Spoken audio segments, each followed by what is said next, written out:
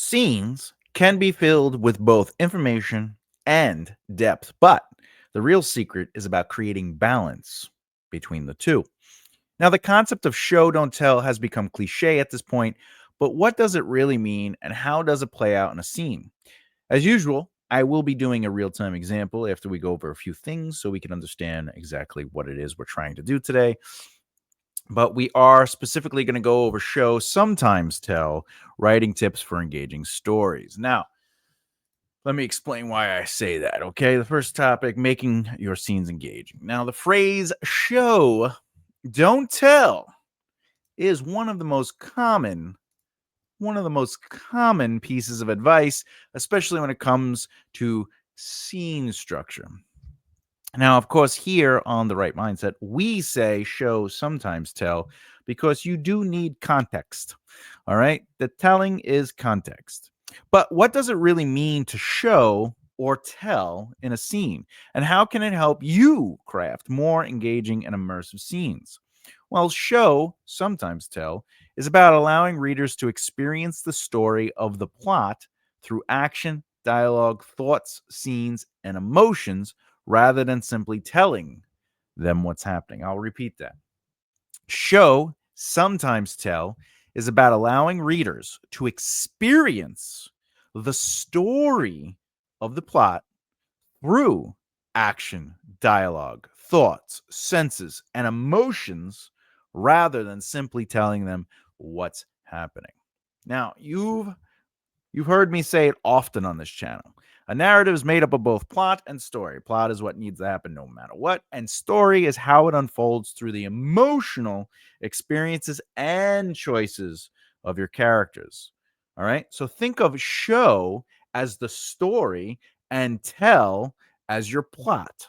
Sometimes you need to let moments breathe through the character's experiences for the story to flow better, and sometimes you need enough information on the page to make sense of the plot unfolding.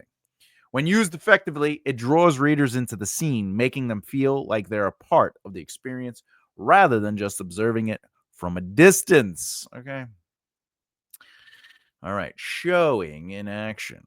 Showing is all about using vivid descriptions and sensory details to illustrate what's happening. You can maintain quick pace with showing as well as slow pace with showing. The only difference is you are going deeper into the experience with showing.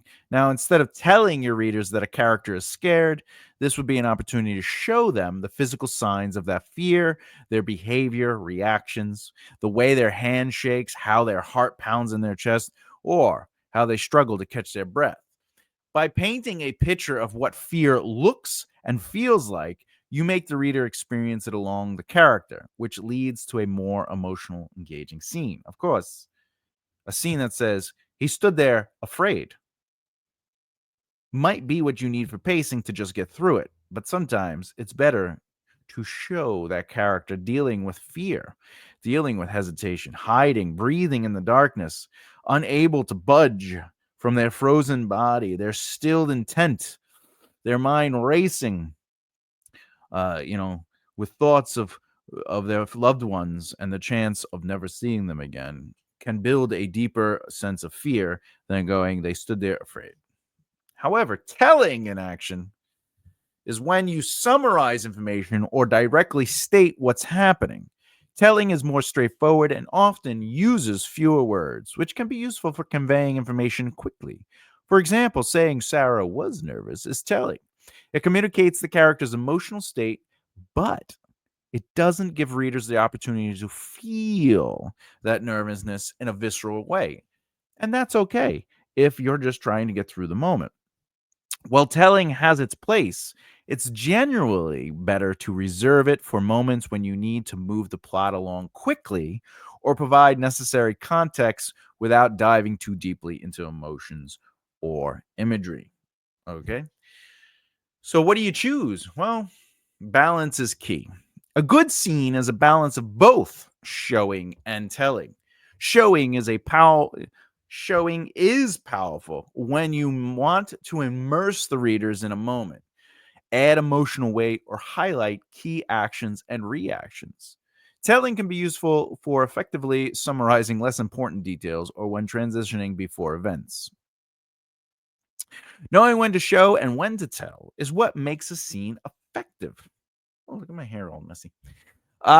You don't need to show every single detail. Sometimes telling can keep the story moving at a good pace.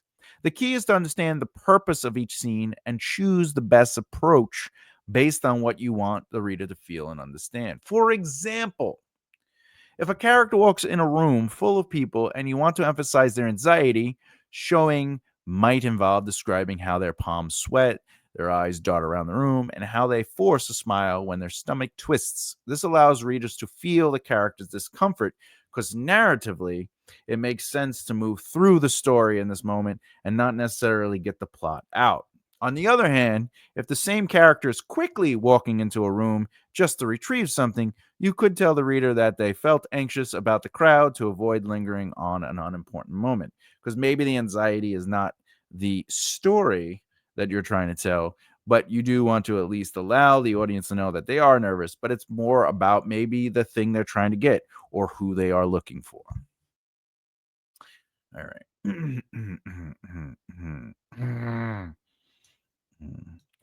All right, I guess we're going to do, let's do it. Let's do that. We're going to do a real time example. Boo, boo, boo, boo. Boo, boo, boo, boo. A boo, boo, boo, boo. All right. Okay, let's do this. Let's do this. All right, let's say dun, dun, dun, do, do. All right, we gotta, let me just set up my screen and make sure. Oh wait, can't see my face. Can't see my face. All right, here we go. All right. All right. Let's talk about, we're going to do some showing and we're going to do some telling.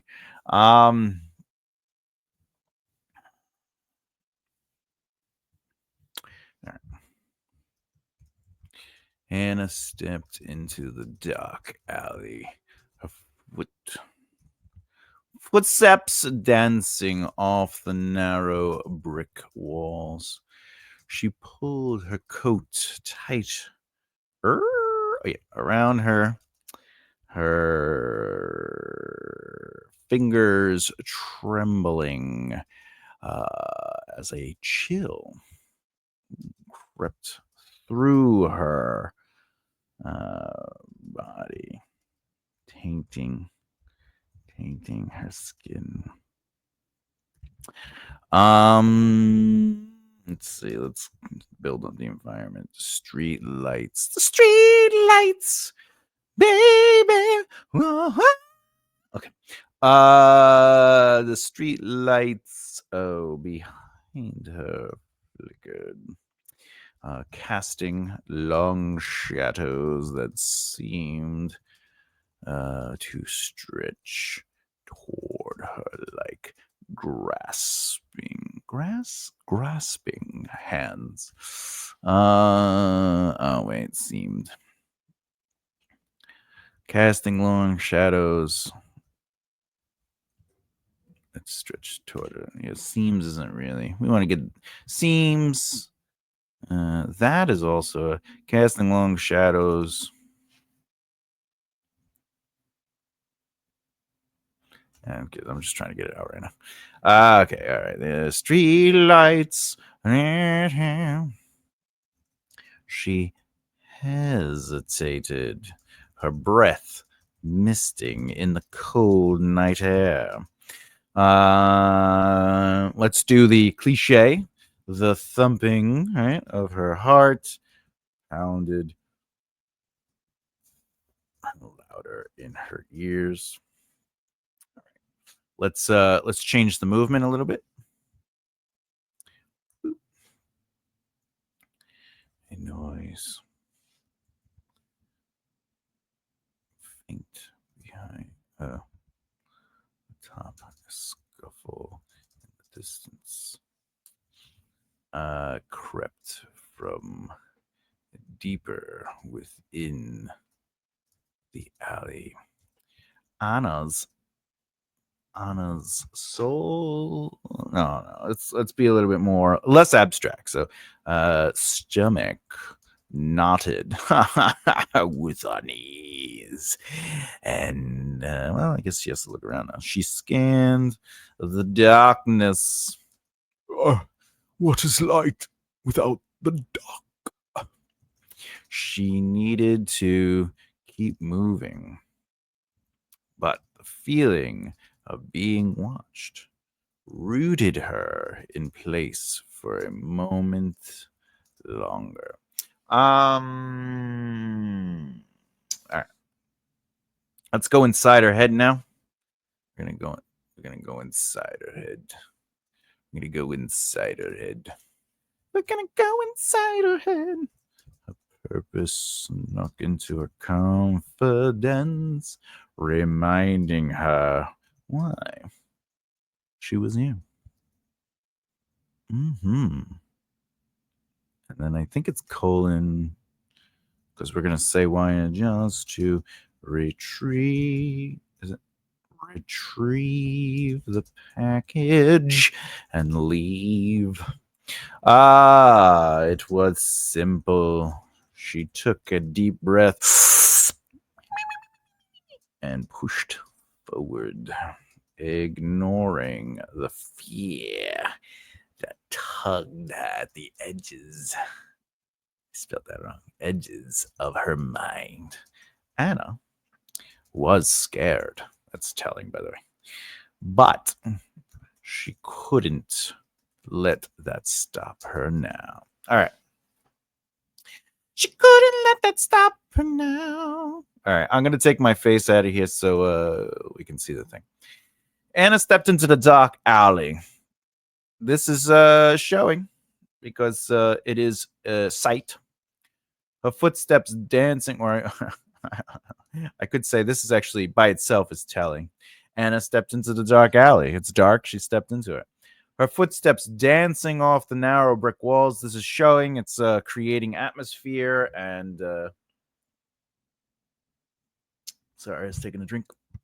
It's showing atmosphere. It's also creating immersive sound. She pulled her coat tighter around her. That's showing that she's cold without saying it's cold. Her fingers trembling as a chill crept through her body, tainting her skin or teasing her skin. This is another way. This is all about saying it's cold without saying it's cold or she's cold. We're just saying the chill affected her. There's a cause and effect that is a show. The streetlights behind her flickered. The flickered creates atmosphere, so that becomes show. And then this is also show, casting long shadows that stretch towards her like grasping hands. Okay. She hesitated is telling. Her breath misting in the cold air is showing. So now this whole sentence becomes showing. A thump. Beat below her chest. Her heart pounding louder and louder in her ears. It's all showing. All right. A noise, faint, atop a scuffle in the distance, is more showing. Crept from deeper within the alley. Anna's stomach nodded with unease. This is more showing. And she scanned the darkness. She needed to keep moving is telling. But the feeling of being watched rooted her in place for a moment longer. That's a mixture of showing and telling because it's reactive in its behavior. But the feeling of being watched rooted her. Okay, so there's telling in there because context. And this is a lot of telling. Her purpose snuck into her confidence, telling. Reminding her why she was there, telling. Just to retrieve the package and leave. That is all telling. It was simple. She took a deep breath and pushed forward. Now we're back to showing. This is telling, ignoring the fear that tugged at the edges of her mind. There's a little touch of showing, but Anna was scared, but she couldn't let that stop her now. So all this is slowed down to let us kind of walk through the moment. This is sort of creating the environment itself. Okay, so this is what she's doing and where she's going. This is what's happening within that world. And now we're inside her mind. And boom. You have showing, telling, and boom. All right. Street light people. Mhm. All right. Now you got to ask yourself, though, what do you want? Okay. The next time you write a scene like this, you got to ask yourself what you want your readers to feel and what details will help create that feeling. If the goal is to make the scene immersive, lean into the showing, use the five senses, show the character's reactions, behavior, and let the emotions unfold naturally. If you want to keep the pace tight or convey something straightforward, don't hesitate to tell the audience. For example, with that scene, I could have easily um, just been like, Anna stepped into a dark alley. Oh, wait. Maybe I should show you the screen. Let me get that going. Let me get the screen going back. Boop, boop, boop, boop, boop, boop, doo, doo, doo. Let me do this. Okay.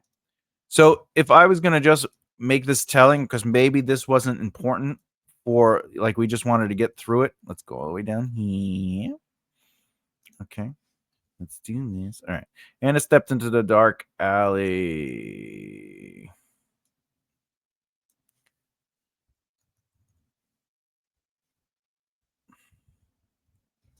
And pulled her coat tight around her in the cold night.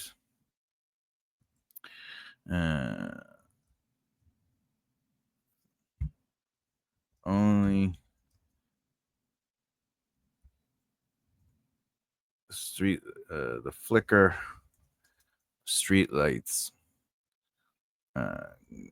guided her. Right? She hesitated, her breath misting in the cold night air around her. Don't have to double up. That's repetitive.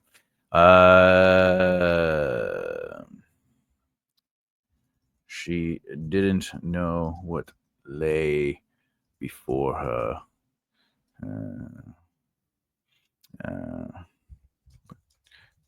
Lay before her. And you could do this. Ooh. A noise faint atop a scuffle in the distance. All right, so that's like actually you could do this. You could do this, watch. All right, and that means like this feeling was cut off. So I don't know if you know that you can it doesn't always have to be dialogue with these M dashes to cut off thoughts. You could cut off reactions and behavior. She didn't know what lay before her. A noise faint atop a scuffle in the distance crept from deep within the hand. All right, Anna, we don't need this.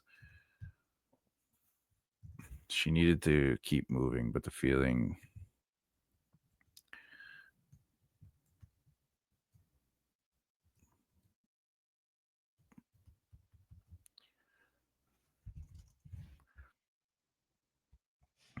rooted her in place for a moment longer.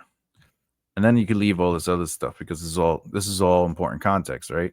So there you go. We took a scene.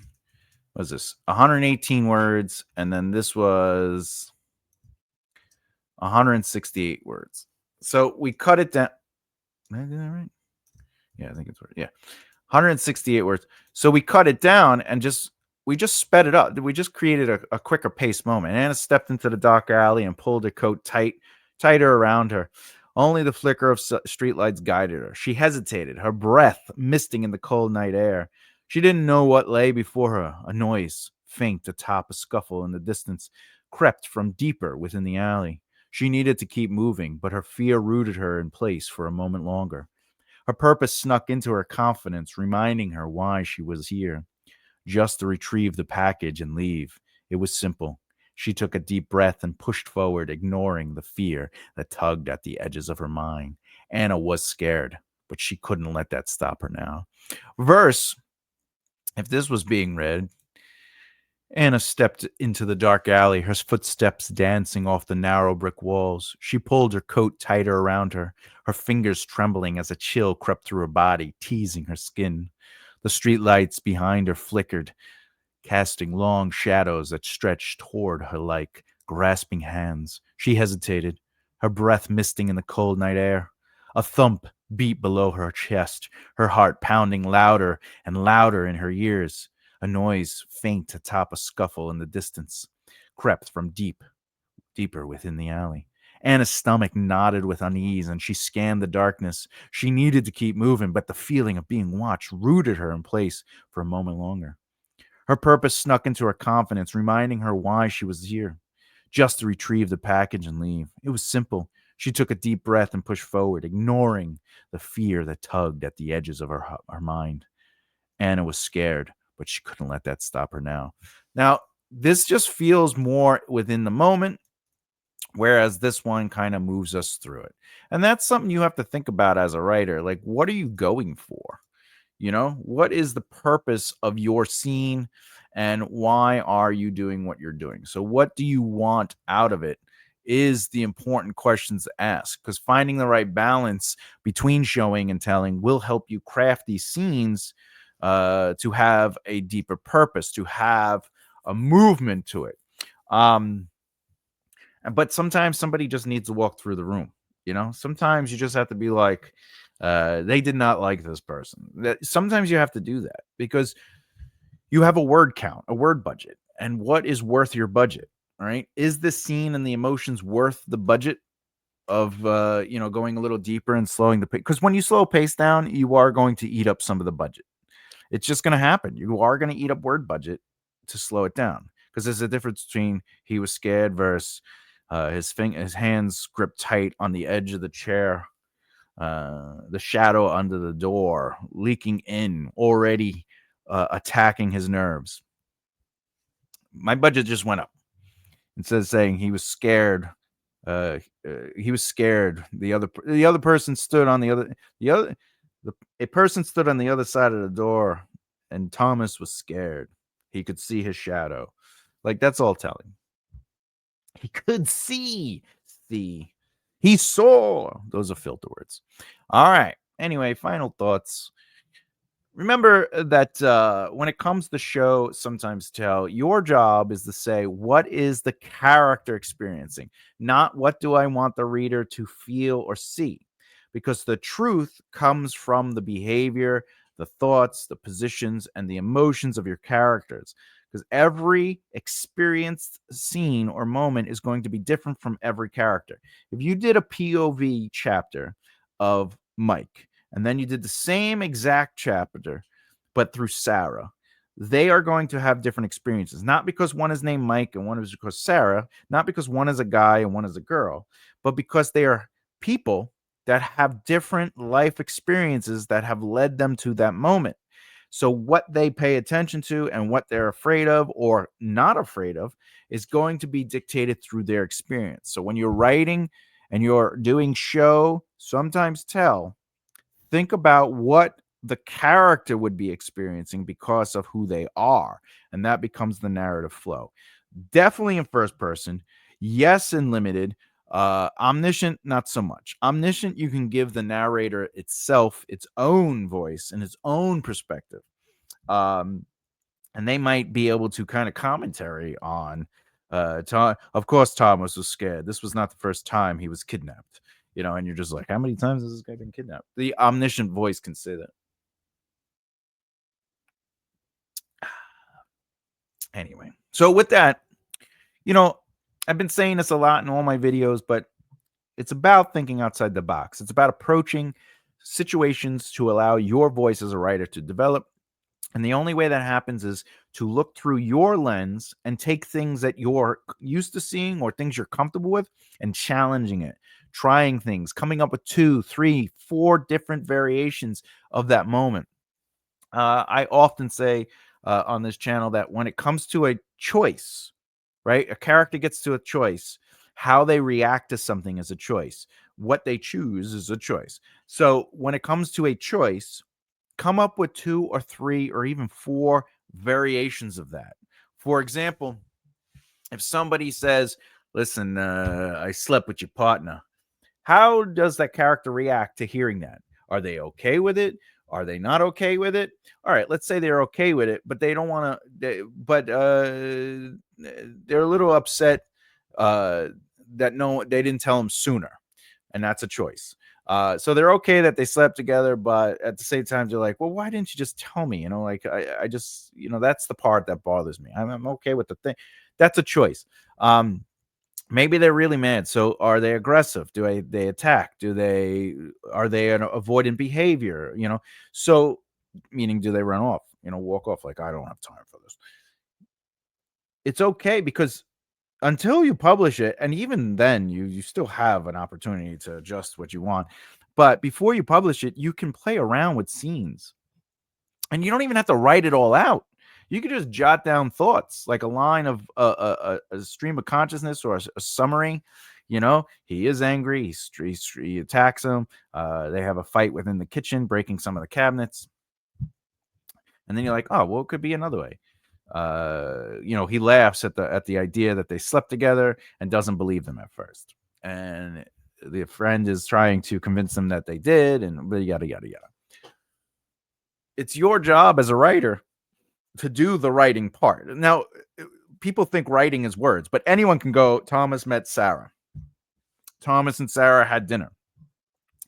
What writing truly is figuring out the truth within the moment, the truth within the behavior of the characters, and then being able to make choices, not only as a writer of what's going to happen, but choices that are truthful to your characters. Because remember, all stories, no matter if it's plot driven or not, have characters in it. And these characters are experiencing these moments. And it's your job as a writer. A real writer is writing through experience and truth of these characters and creating positions and behavior and et cetera, et cetera.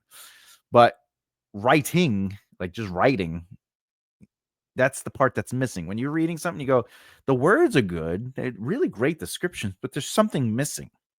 It's the part that makes us true writers, which is the work behind the words, the work underneath everything, and making sense, creating pace, organizing where things happen, timing, etc., etc. So think outside the box. And remember, it's a creative process that will eventually develop your voice as you try things. Have fun with it, because it's all made up. It's all fake. You can literally do anything you want. Okay. And remember to revise, because all great writing is rewriting. And yeah. Next video in the series, writing effective dialogue. Understand how to write dialogue that drives the scene forward, reveals character, and adds depth to your story. More importantly, how does dialogue drive the story forward if they don't have a license? See, we're going to answer these questions, all right? And I apologize for that dad joke. Question: how do you decide when to show and when to tell your scenes? What challenges have you faced in finding the right balance? Let me know in the comments below. If you haven't done so already and you like what you've been watching, please subscribe and hit the bell icon so you don't miss out. And of course, as always, keep developing the right mindset. I'll see you next time. Bye.